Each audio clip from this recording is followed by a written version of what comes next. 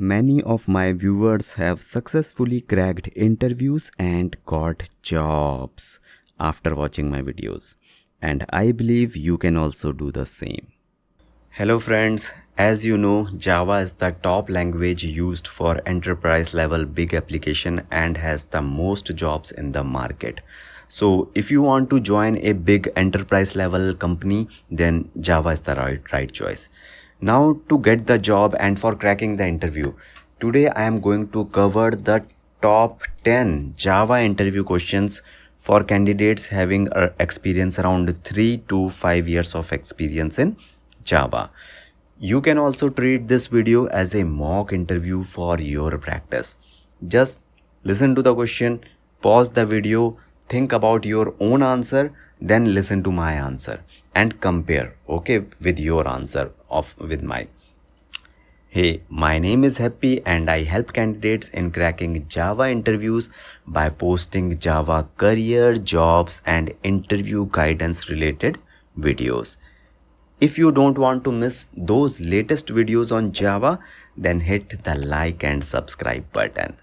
Now let's start with the first question.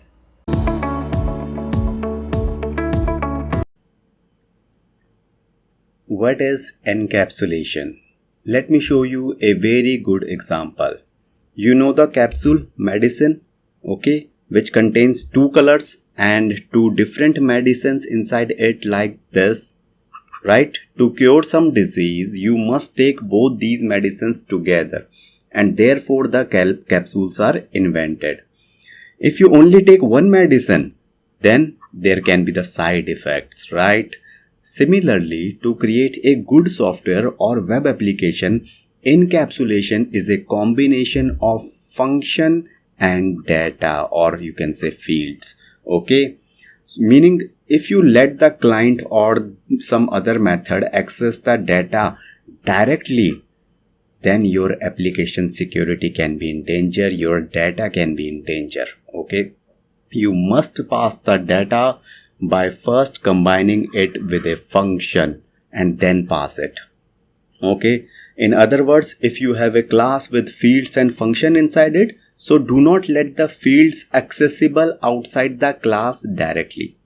Rather, use the getter and setter functions to wrap the field or data within the function and then only allow the access of the fields via the functions to the outside functions, classes, client, anything. Finally, here is the definition, simplest definition. Encapsulation is the bundling of data, fields and functions into a single unit. Okay, single unit. Great. Now in upcoming question, I will show you how to implement encapsulation in code. How to achieve encapsulation or implementing encapsulation in Java. Let me show you the code example. And yes, if you already have understanding of getter and setter methods, then you already know 70% of the answer. Okay. Now suppose you have an employee class like this, and inside that you have the experience field, which is also called data. Both are same thing, okay, like this. Now inside the main method or in any other class, when you create the object of this employee class like this, you can create object, okay, this emp is the object, then you should not set the experience field above field inside there like this. emp object name dot field name equal to, so this is directly setting, which is not recommended, okay? First you have to make sure your experience field, your field should be private so that your field is not accessible outside this class to make it secure. Then define a setter method like this to set the above experience field with the value which you are receiving in the parameter here using this keyword, okay? So this is setter method. Then you have to use the getter method. This is getter method to get the value of the field experience, okay? Now from the main method to set the value of the field like this, you can do. You can call the setter method and here you have to pass the experience in the parameter argument, which will received here in the parameter, and then your experience field is set. Okay, after setting the field, you will use the getter method like this to get the field value.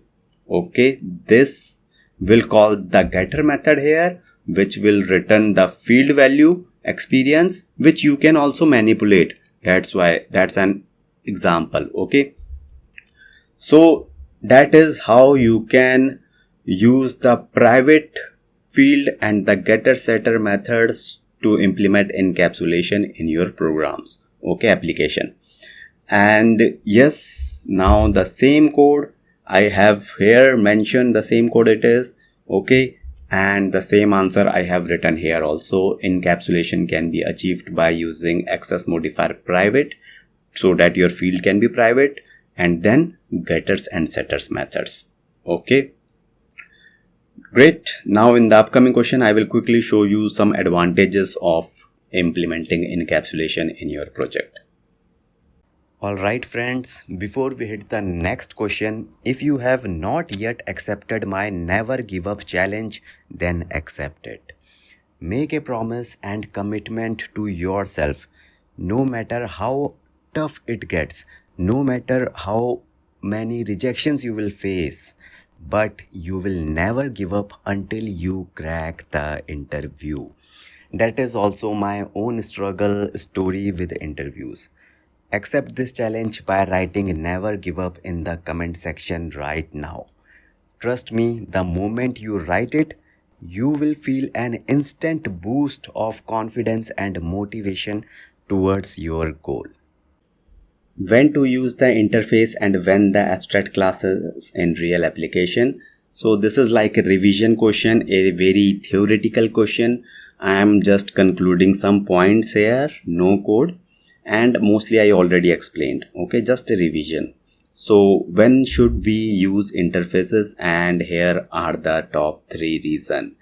An interface can be used to define contracts with the implementing class must implement the methods, the contracts. Okay, will make classes more modular and structured. Your project actually. Interface is a good choice when you know you have methods to be there, but it can be implemented differently by different classes. Okay. Third reason when to use interface. Interface do separation of concerns, and because of that unit testing is very much simpler. So mocking objects, all these things are very easy if you have interfaces. Alright, now when to use abstract classes, and here is the reason. Abstract class is a good choice when you are sure some methods are concrete, defined, and must be implemented in the same way in all derived classes, and some methods are abstract and can be implemented differently by implementing them in the classes. So as you can see here, interfaces have more and more advantages. Therefore, mostly we prefer interfaces because they give us the flexibility to modify the behavior, the methods at the later stage. Okay, and they also provide complete abstraction, and also they help in unit testing. So that is the answer to this question, and I hope now you have clear about what are interfaces and what are all the things about it. Okay, so great. And in upcoming question I will show you what is the difference between abstraction and abstract class, which you might be already knowing also. What are the differences between throw and throws keyword? Now this is the very important question from interview point of view, and I already covered throw and throws keyword separately in previous question, but here we will conclude the differences. On the left hand side we are using the throw keyword to throw the exception, and which will be catch here in the calling method. Okay, outer method. Then on the right hand side we have the code for the throws keyword. We are using the throws keyword here. Okay, First of all, what is the similarity between them? Both will throw or throws the exception from the called method to the calling method. That is the similarity. Now what is the difference? The first difference is throw is used explicitly, alright, to throw an exception. Explicitly means, see here we are using this throw keyword and the exception type name directly to throw this type of exception to the calling method, right? But the throws keyword is used to declare only the potential exceptions. What are the potential? Potential means which you are expecting but which you are not sure. So either this can happen or this exception can occur. Okay, so only for the potential. It is not directly you have that, okay, this is the exception. Okay, so that is first difference. Then second difference is that throw keyword is used within a method, inside a method, to raise an exception. So see here we are using throw keyword inside the method, right? Whereas if you see the throws keyword here on the right, then it is used with the method declaration. Okay, it is not inside the method, it is with the method declaration at the top. Okay, so that is one difference. Next difference is that you can throw an exception at a specific point or a specific line inside the method. So you know that, okay, at this point of line I will get the error, so I am throwing the error, right? But when you talk about throws, then you don't know actually where the exception can happen inside the method. At any point of time, at any line, the exception can occur. But if that will be these kinds of exception, then your throws will pass it to the calling method. So alright, these are the differences and I hope now you understand all of them. But if you want to remember them or revise them for you forever in your life, so for that I have listed all these differences here. First, what is the similarity, then whatever the differences I just explained to you, the same thing is written here in the book, because at the time of interview I don't want to listen long videos again and again. Just have a look at this book and thing is done. What is linked list in Java? What are a singly and doubly linked list? Linked list is a very good concept in Java, and here is the diagram to which we always refer, and here is the linked list collection which is implemented the list interface. First I will show you the definition of linked list. Here it is. Linked list in Java is a doubly linked list implementation of the list interface. It consists of node where each node contains a reference to the next and previous node. Very complex definition, but don't worry, what is this node, doubly, reference, next, previous node, all I will explain shortly. So now I am going to explain you the linked list, but before that you must have some idea of array list. Here I will show you how the elements are stored in array list first. See, suppose you have a very basic array list like this with 3 elements inside it. Okay, now how this is stored in the memory?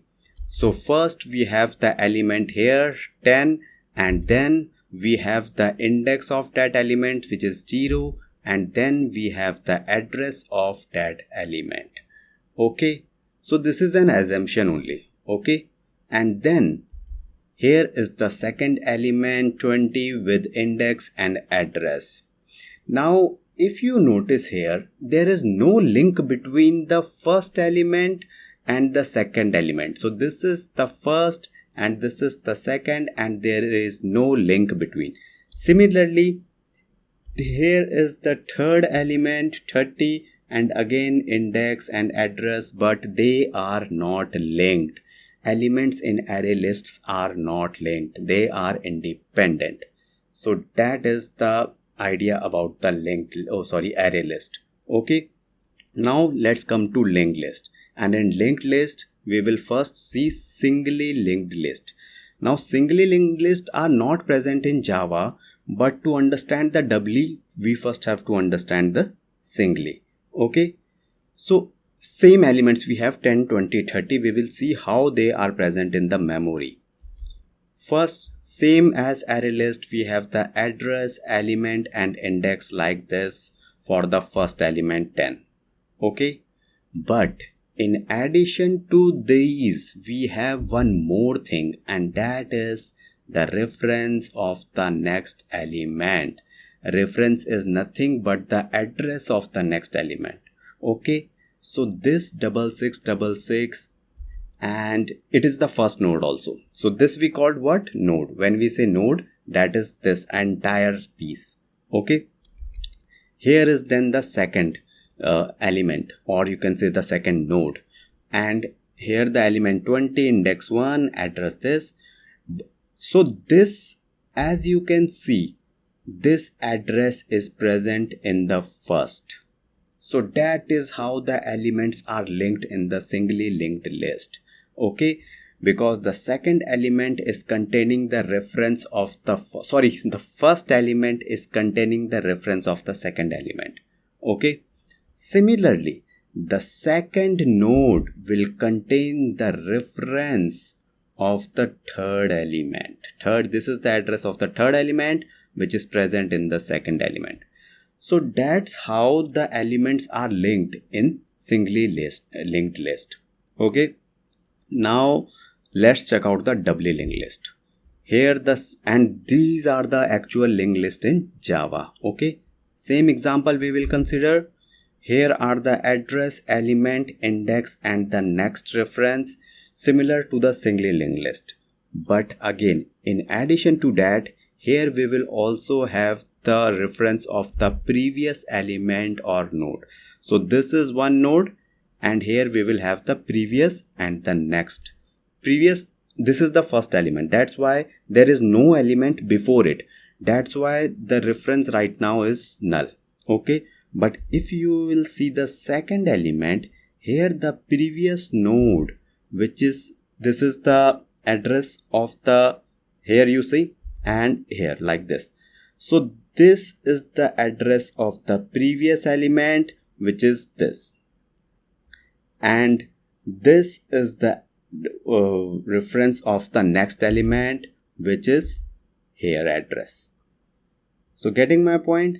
This is how things are linked in the doubly linked list. Okay, great. So now let's conclude our learning. First, an array is a contiguous block of memory that directly contains the data elements.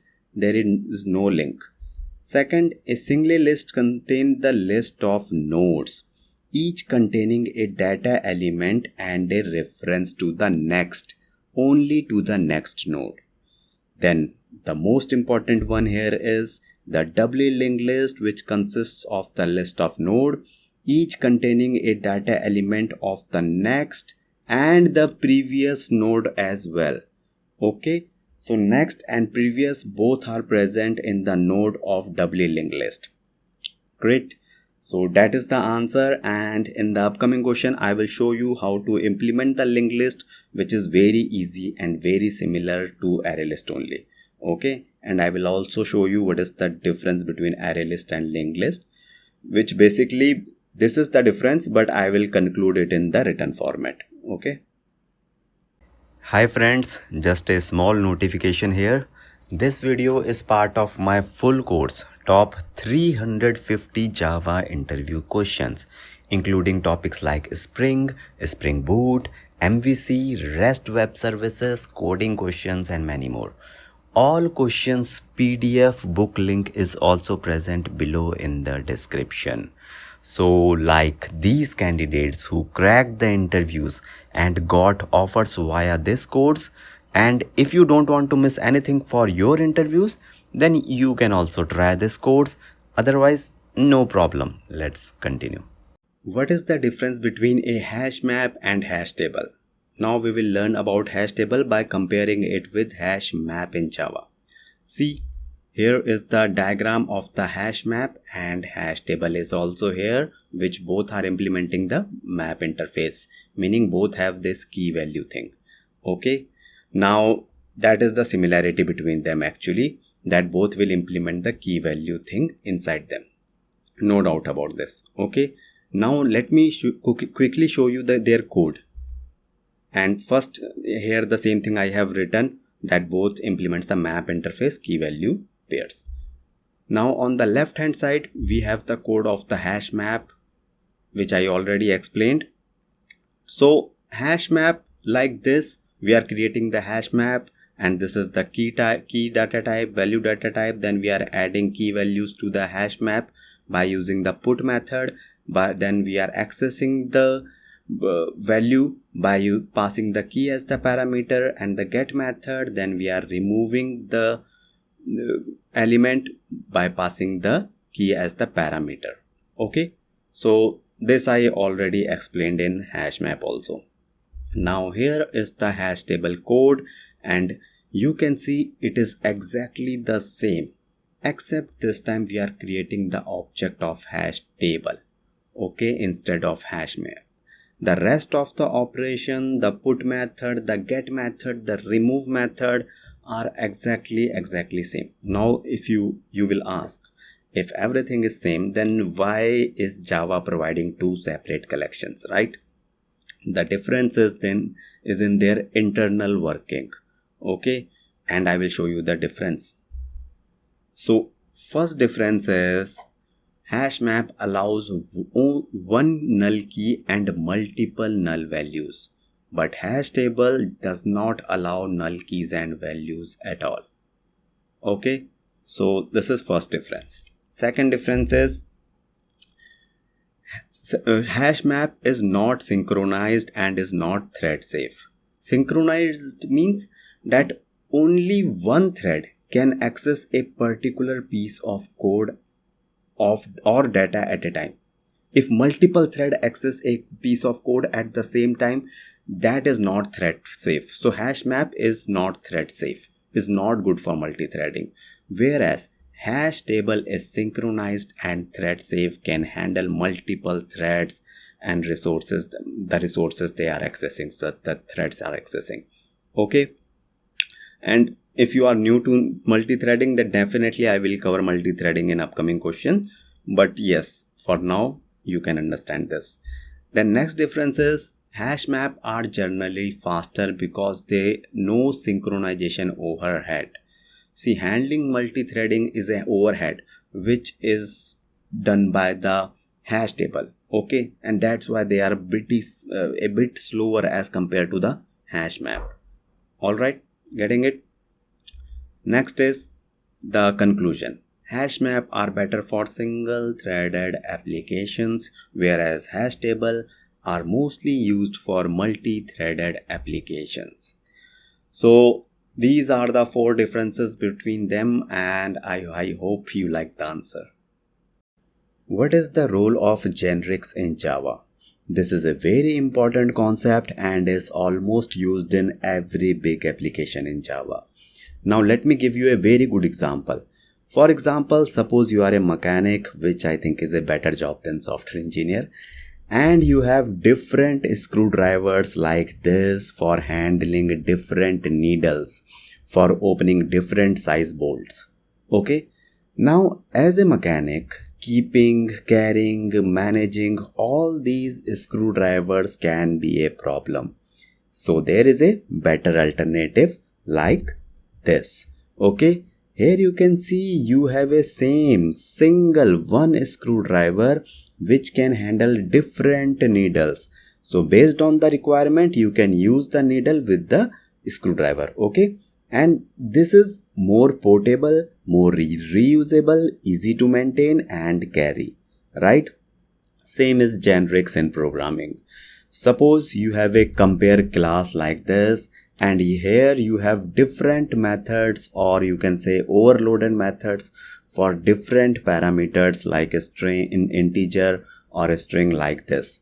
So see, this first R equal methods basically comparing two integers and then returning the true or false based on whether the integers are equal or not. And the second R equal method is basically doing the same comparison with the string. Okay, Now listen carefully. If you use generics in your project, then you can create just one single generic method like this for both the string and integer data types. Meaning now only one method, like we have the single screwdriver, which can handle different data types, like the screwdriver can handle different needles here. Okay, so definitely I will show you the code implementation of this class in upcoming question. But now you know with generics, fewer and less methods and less code is required for the same operation. Okay, so that is the benefit of generics. And here I have also marked that this is the generic version, above is not the generic version. Finally, here is the definition of generics.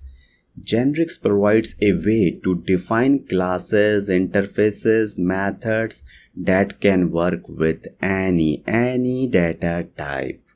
Okay, so yes, one more thing, generic is an incomplete term, meaning generic methods, generic classes, generic interfaces, these are the complete thing, but generics is alone not nothing. Okay, so great. Now in upcoming question I will show you how to implement the generic methods. What is a generic method? How to implement generic method? Alright, so here is the example which I explained you in previous question. Now I will implement first the code without generics and then I will implement the generic version of the same code. Okay, so let's go to the code. Here we will first implement the code without generics. So here we have the compare class. Okay, now inside this compare class we have this r equal method which is accepting two integer parameters, value 1 and value 2, and then it is comparing those two values and returning true or false based on the comparison. Okay, now inside the main method, first we are creating the object of the compare class comp like this. Okay, and then we will call the above r equal method of this comp object like this and pass the two integers value 10 and 10 as the argument. Okay, here we will get the result which is as the true or false, and then we are simply printing the result like this. If I will run the program, you know the output that will be true because 10 and 10 are equal. Okay, so this is one thing. Now listen carefully. Suppose we have to compare two strings by using the same above r equal method like this. And here you can see the compile time error because it will not accept the string as the parameter. The above method will not accept that.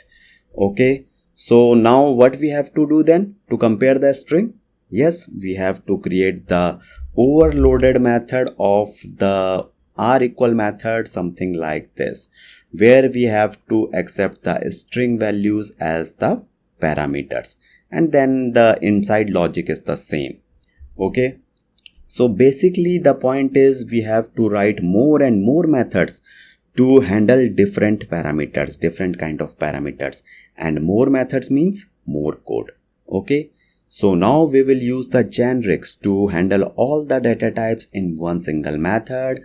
And then here is our generic method example class, and here is our r equal method. Now listen carefully. Here this angular bracket t is indicating that this r equal method is a generic method. Okay, and it will accept t type as the parameter at runtime. What is t type parameter? T means that t can be anything. It can be a string, float, double, integer, anything. Okay, so let me show you more code, then it will be more clear. So inside the main method, first we will create the object of this class. Okay, and then we will call the r equal method and pass the integer as the parameter, returns something, we will print it. So you already know this. Now pay attention. Here, because we are passing integer as the parameter, therefore when you run this program, then here above it will accept integer. So at the runtime, the generics, with the help of generics, your Java will be able to identify that okay, the past are integer. So here we will accept integer as the parameter. Okay, and you will get the expected result also. But if you will pass the string as the parameter and then run the program, then above again it will accept t as the string type. So it is happening at the runtime. Okay, and again you will get the proper result as true. So great. In short, you can create just one generic method. This is a generic method that can do different operations by accepting different types at the runtime. Alright, so that is the whole story and code. I hope it's clear to you. The same code without generics and with generics. Here I have pasted in the book so that later when you revise, it can be easier and faster for you. And here you can also see how using the generics makes the code more shorter. Okay, and one more thing, until now we were discussing the generic methods only, right? But the most used one and the important and the popular one is generic classes, and that I will explore in next question. What is generic class? How to implement generic class? Alright, in previous question I explained the use of generic method. Now the generic class purpose is almost same, but with some more advantage and some different code. Let me show you. Here is our generic class, and here we have two methods inside it. It's a generic class because this time this angular bracket t is in the front of the class name. Okay. Now the benefit of putting type t here is now all the methods of your class will be generic automatically. You do not have to explicitly mark the methods generic, okay, individual methods. Alright, so now let's implement. Inside the main method, first we will create the object of the generic class, and see here we are passing the type. Okay, now this object will deal with only integer type. So that means when we will create the object of this class like this, then here you can pass the integer types, which will again call this above method. Okay, if you run this program, then you know the result, 10 and 10 are equal, which will return true. Alright, so like this is how we will pass the integer. For a string like this, you will pass the string type here when you are creating the object of the generic class, and when you will call the method, then you will pass the string as the arguments. Okay, now listen carefully. But if you want to call some other method of the same class, like you want to call the not equal method, then you can call it like this. See, here we are not creating the object again. We are using the string compare object only and calling the another method and passing the string parameters. I mean, the meaning is when you want to change the type, then only you have to again create the object. But if you are not changing the type, then there is no need to create the object again. You can use the same object to call the different methods of the class. Okay, so that is the summary of the generic classes, and the same code here I have pasted in the book, and here is the summary I have already written here. So that is how we create the generic class. Now I will, in upcoming question, I will show you something about the type parameters and type arguments quickly. What is the role of static method? Static method means to call the method, you do not have to create the object of the class. Let me show you the code quickly. So here is a class static method example. Okay. Now inside this class we have a normal method squared something like this. Now in order to call this method inside the main method, first we have to create the object of this class, right? Then we can call this method square method. But by using the square static keyword like this, we can make this method static. Okay. Now you can directly use the class name. For example, like this, int result equal to class name, static method example, dot, and then method name, and then pass the parameter in the brackets. So here you do not have to create the object of the class, right? See, you can directly call the method by the class name. So that is the speciality of the static method. And then you can print the result like this. If you will execute it, then definitely it will execute the thing which is inside the method. Alright. So basically our number value is 5. So that's why the result is 25. The same code I have pasted here. And here are some final points about the static method. Some points. First is a static keyword is used to define the static method and class. Second is a static method can be called directly on the class without needing an instance of the class. Okay. Now the question is, what is the need of this static method in real application? So that I will explain in upcoming question. Alright, congratulations for completing all the questions. If you have reached here, that means you have the courage and patience required for cracking the interviews. Just don't stop here and keep rolling until you get your goal. Okay, only one recommendation from my side. If you have not started yet, then start giving interviews. As I always said, interviews are the best form of learning. Interviews help you not just in learning, but if you are selected, the reward is very, very good. Okay. And if you are not selected, then remember, you will still lose nothing. Not giving interviews is even worse than facing rejections in interviews, because not attending the exam means the opportunity is gone. Companies will hire someone else. They will not wait for you. Okay. But if you are rejected in interview, then at least you will learn new things and next time you are more prepared, right? So start giving interviews and do accept my never give up challenge until you crack the interview. Okay, accept the challenge now by writing never give up in the comment section. Finally, all the best from my side, and I will support you in your career journey by posting the interviews, careers, and the job videos continuously. Join my interview cracking community by pressing the like and subscribe button.